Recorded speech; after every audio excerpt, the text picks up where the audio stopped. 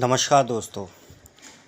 आज के इस सेशन में मैं बात करने वाला हूँ बीएनएस भारतीय न्याय संहिता के धारा 3 जिसमें साधारण स्पष्टीकरण यानी जनरल एक्सप्लेनेशन के बारे में बताया गया है।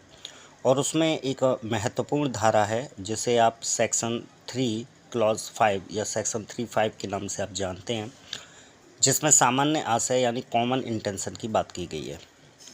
अक्सर ये जानने में परेशानी होती है कि सामान्य आशय किसे कहा जाता है, तो बहुत सरल भाषा में मैंने आपको समझाने का प्रयास किया है कि सामान्य आशय के लिए ज़रूरी चीज़ें क्या हैं। तो सबसे पहली चीज़ होती है वो होती है कि एक आपराधिक कृत्य का होना आवश्यक है, यानी कि क्रिमिनल एक्ट होना चाहिए।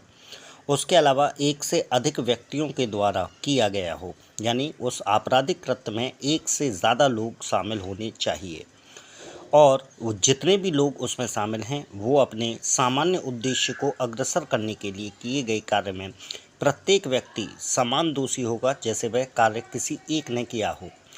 इस लाइन का मतलब क्या है मैं आपको समझा देता हूँ कि मान लीजिए 3 लोग हैं जिनमें ए बी सी 3 हैं।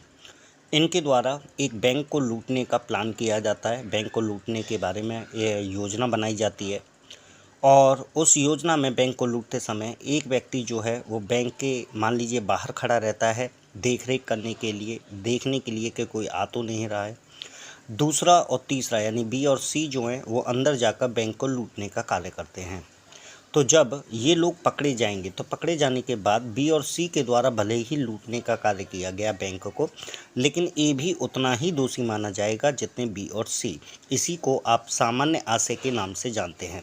यानी किसी आपराधिक कृत्य को करते समय यदि 2 या 2 से अधिक लोग शामिल होते हैं और उनके द्वारा कोई कार्य किया जाता है जिस कार्य में कहीं ना कहीं उनकी इन्वॉल्वमेंट पाई जाती है, तो उस कार्य को करने के लिए प्रत्येक व्यक्ति वैसे ही दोषी माना जाएगा जैसे वह कार्य उसी ने किया हो। अब यहाँ पर बात आती है सामान्य आशय यानी कॉमन इंटेंशन और समान आशय यानी सिमिलर इंटेंशन, इन दोनों में अंतर क्या होता है। तो देखिएगा, सामान्य आशय में पूर्व नियोजित योजना होगी, यानी कि एक योजना बनाई जाएगी कि हमें ऐसे ऐसे ऐसे कोई अपराध को अंजाम देना है और पूर्व सहमति पाई जाएगी, यानी कि जो कार्य किया जाएगा, जो आपराधिक कृत्य किया जाएगा, जो क्रिमिनल एक्ट किया जाएगा, उसमें कुछ ना कुछ हिस्सेदारी व्यक्ति की पाई जाएगी। और समान आशय क्या होता है, तो वहाँ पर योजना तो बनी, पूर्व नियोजित योजना पाई जाएगी, लेकिन वहाँ पर यदि व्यक्ति कार्य से यानी कि आपराधिक कृत्य क्रिमिनल एक्ट से अलग रहता है, यानी दिमागों का सम्मेलन नहीं पाया जाता, मीटिंग ऑफ माइंड्स नहीं पाया जाता है, तो उसको समान आशय कहा जाता है। एग्ज़ाम में पूछ लेता है सामान्य आशय और समान आशय में क्या अंतर होता है। इससे संबंधित